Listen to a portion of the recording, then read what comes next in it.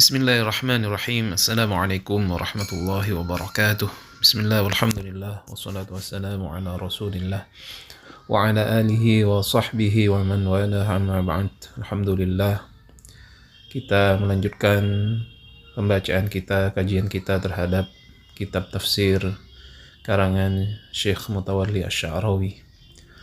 Pada pelajaran yang sebelumnya kita sudah menjelaskan bahwasanya yang dimaksud khawatir menurut Syekh Sya'rawi bukanlah tafsir terhadap Al-Quran, tetapi dia berupa sebuah bersitan yang diberikan kepada seorang muslim, seorang mukmin mengenai ayat-ayat dari Al-Quran. Dan juga Al-Quranul Karim tidak ditafsirkan oleh Rasulullah SAW secara keseluruhan. Rasulullah pada waktu hidupnya hanya menafsirkan ayat-ayat Al-Quran yang dibutuhkan pada zaman itu. Adapun ayat-ayat kauniyah dalam Al-Quran tidak ditafsirkan oleh beliau, menunggu daripada ketika manusia sudah mempunyai peradaban yang maju, akal manusia sudah maju, sehingga ayat-ayat kauniyah bisa ditafsirkan, bisa dipahami oleh manusia pada zamannya. Kemudian kita lanjutkan sekarang pembacaan kita. Bismillahirrahmanirrahim. Qala al-musannifu rahimahullahu ta'ala wa nafa'ana bihi wa bi'ulumihi wa amaddana bimadadihi wa hafadha alaina bibarakatihi wa asrarihi fid dharaini amin. Lidzalika kana a'immatul kufri yakhafuna aktsara ma yakhafun min sima'il Qur'an lil Qur'an min sima'il kuffar lil Qur'an. Oleh karena hal tersebut di atas, para pembesar-pembesar kafir, pembesar orang-orang kafir sangat takut sekali dari mendengarnya orang-orang kafir terhadap Al-Quran. Wa yuhawiluna man'a dzalika bi ayyi wasilatin, dan mereka berusaha untuk mencegah hal tersebut dengan segenap cara. Wa ya'taduna 'ala man yatlul Qur'an, dan mereka kemudian memberikan menyakiti gitu, orang-orang yang membaca Al-Qur'an. Walau anna hadzal Qur'an lam yakun kalamullah alladhi wada'a fihi minal asrar ma yukhatibu malakatin khafiyyah fi nafsil bashariyah mahtamma a'immatul kufri ayyastami' ahadun lil Qur'an aw la yastami'.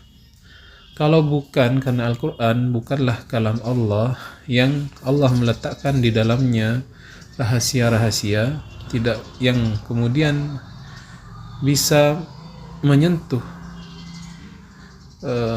relung-relung rohani manusia yang samar dalam diri manusia, maka orang-orang kafir itu tidak akan peduli terhadap orang yang mendengarkan Quran ataupun orang yang tidak mendengarkan Quran. Walakin syu'uruhum bima yaf'aluhu kalamullah ja'alahum la yamna'una sima'al Qur'ani faqat.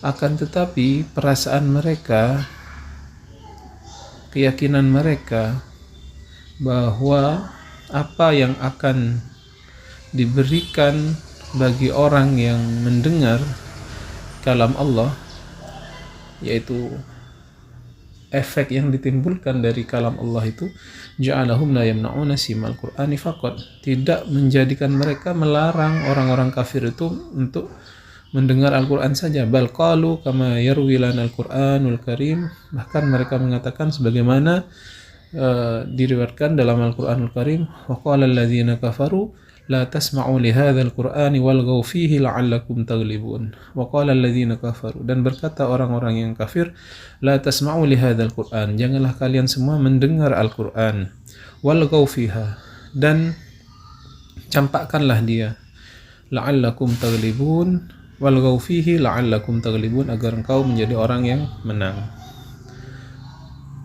وهكذا نعرف أنه حتى أهل الكفر كانوا لا يمنعون سماع القرآن فقط. Oleh sebab itu kita tahu bahwasanya para orang-orang kafir, pembesar-pembesar kafir, tidak hanya mencegah orang-orang kafir pada waktu itu untuk mendengarkan Al-Quran saja, bal yatlubuna min ansarihim ay yalghaw fiha. Bahkan mereka meminta dari orang-orang kafir pada waktu agar mencampakkan Al-Qur'an. Wa maknaha yushawsharuna alaihi. Artinya apa? Tidak mendengarkan Al-Qur'an. Wala yumkinu an yakuna hadha huwa maslakuhum wa tilka hiya tariqatuhum illa khaufan mimma yaf'aluhu al-Qur'an fi kasbil nafsil bashariyah ilal iman. Dan tidak mungkin ini menjadi cara mereka dan metode mereka kecuali mereka takut akan apa yang akan dilakukan oleh Al-Qur'an di dalam menarik jiwa manusia kepada keimanan. Inna mujarrada tilawatihi tajdibun nafsa al-kafirah ila manhajillah. Sesungguhnya hanya dengan membaca Al-Quran saja bisa menarik seseorang yang kafir menuju kepada manhaj Allah. Jadi orang-orang kafir pada waktu itu melarang sesama mereka, jadi para pembesar mereka melarang mereka untuk membaca Al-Quran, karena mereka paham bahwa ketika orang mendengarkan Quran, apalagi membaca Quran, itu bisa kemudian menarik mereka kepada keimanan, dan mereka paham akan hal tersebut karena memang dijelaskan oleh Syekh Syarawi dalam Al-Quran itu terdapat rahasia yang diletakkan oleh Allah yang akan menyentuh relung-relung rohani seseorang ketika mendengarkan Al-Quran, dan hal tersebut bisa menyebabkan seseorang masuk ke dalam keimanan. Berikutnya, walau na'khudhu mathalan qissata Islami Umar bin Al-Khattab radhiyallahu anhu. Kita akan menjelaskan kisah Islamnya Umar bin Khattab radhiyallahu anhu. Najidu annahu alima anna ukhtahu Fatimah wa zawjuha ibnu ammihi Sa'id ibn Zaid qad aslama. Ketika Umar bin Khattab mengetahui saudara perempuannya yang bernama Fatimah dan juga suaminya bernama Sa'id bin Zaid, keduanya masuk Islam, fa asra ilaihima liyabtisha bihima wa hawala ayyaftika bi Sa'id bin Zaid. Maka Nabi Umar bercepat-cepat menuju keduanya untuk kemudian memukul ataupun memberi pelajaran kepada keduanya, dan Umar pada waktu itu berusaha untuk memukul Sa'id bin Zaid, suaminya Fatimah, suami daripada saudara kandungnya. Falamma tadakhalat zawjatuhu Fatimah lihimayatihi. Maka ketika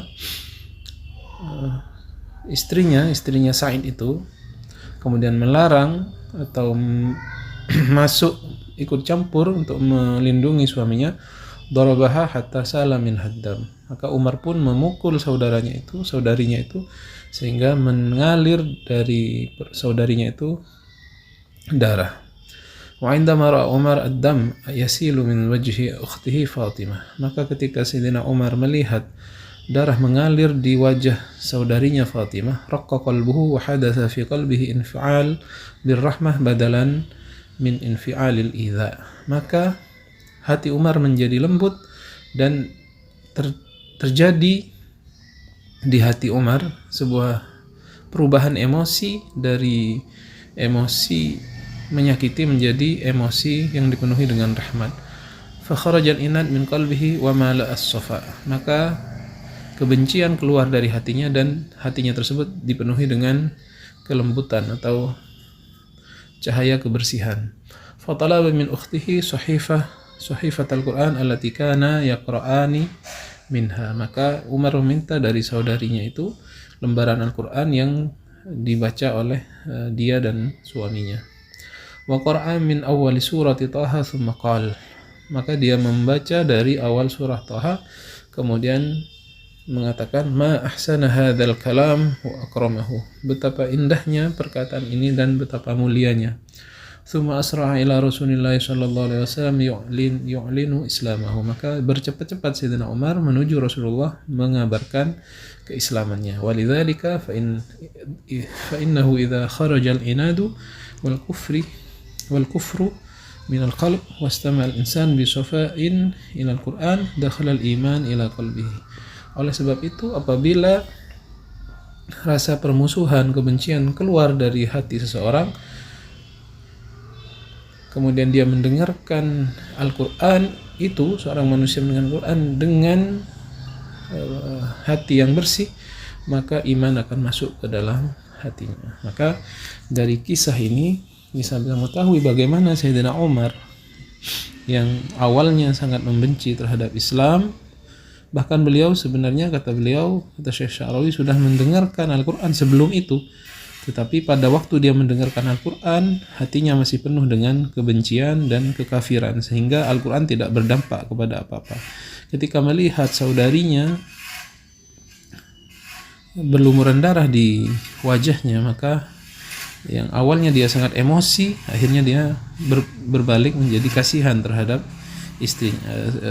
saudarinya itu, sehingga ketika membaca Al-Quran langsung memberikan hidayah kepada Sayyidina Umar. Maka ini adalah bukti bahwasanya memang Al-Quranul Karim adalah kalamullah. Ada rahasia-rahasia yang memang ditulis di sana dan akan menyentuh relung-relung hati terdalam seorang manusia apabila hatinya dipenuhi dengan kebersihan dan tidak ada permusuhan ataupun kekafiran di dalamnya. Demikian, mudah-mudahan bermanfaat. Kita lanjutkan pada sesi berikutnya.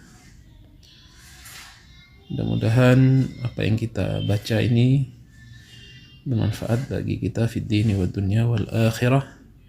Wassalamualaikum warahmatullahi wabarakatuh.